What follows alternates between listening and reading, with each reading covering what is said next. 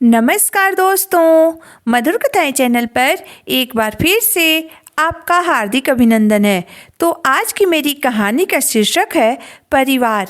तो चलिए शुरू करते हैं आज की अपनी ये कहानी। एक बार एक पार्क में दो बुजुर्ग आदमी बैठकर बातें कर रहे थे।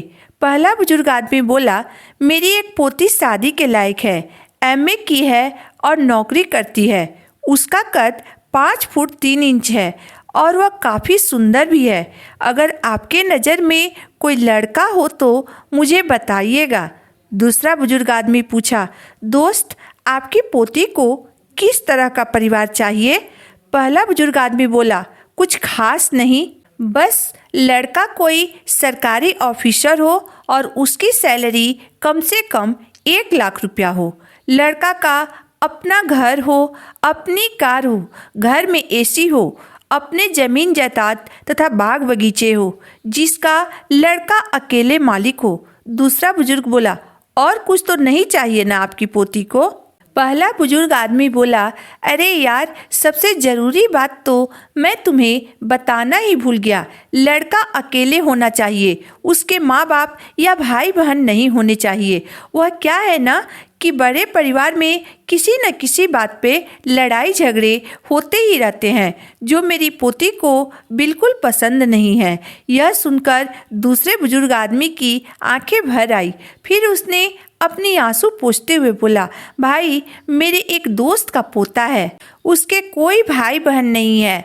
माँ बाप एक दुर्घटना में चल बसे। वह एक सरकारी कंपनी में ऑफिसर रैंक का नौकरी करता है। उसकी सैलरी महीने का 1.5 लाख रुपया है। उसका अपना बंगला है, गाड़ी है, नौकर चाकर हैं और उसके माँ बाप भी अपने पीछे करोड़ों की प्रॉपर्टी तथा जमीन जायदाद छोड़ गए हैं, जिसका वह अकेले मालिक है। दूसरे बुजुर्ग की बात सुनकर पहला बुजुर्ग आदमी बोला, तो यार देर किस बात की है, कराओ ना रिश्ता पक्का।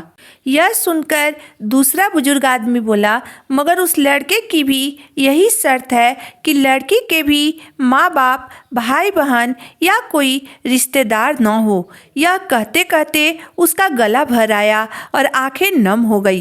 फिर बोले, अगर आपका परिवार आत्महत्या कर ले तो बात बन सकती है। आपकी पोती की शादी उस लड़के से हो जाएगी और वह बहुत सुखी रहेगी। अपने दोस्त की बात सुनकर पहला बुजुर्ग आदमी बोला, यह क्या बकवास कर रहे हैं आप? हमारा परिवार क्यों करेगा आत्महत्या?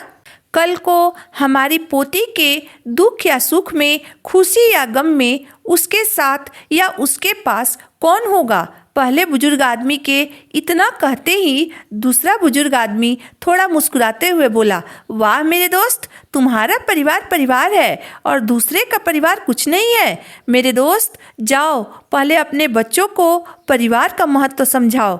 यह समझाओ कि घर के बड़े या घर के छोटे सभी सदस्य अपनों के लिए जरूरी होते हैं। परिवार के बिना इंसान खुशियों का और गम का महत्व ही भूल जाएगा, जिंदगी नीरस हो जाएगी। दूसरे बुजुर्ग की बात सुनकर पहला बुजुर्ग आदमी शर्म से अपना सर झुका लिया। वह कुछ बोल नहीं पाया और चुपचाप अपने घर की तरफ चल दिया। तो दोस्तों, आज की मेरी कहानी यहीं तक थी। दोस्तों, अगर परिवार है तो जीवन में हर खुशी लगती है। खुशी हो या गम, उसे बांटने के लिए अपना परिवार होना चाहिए, वरना सब बेकार है।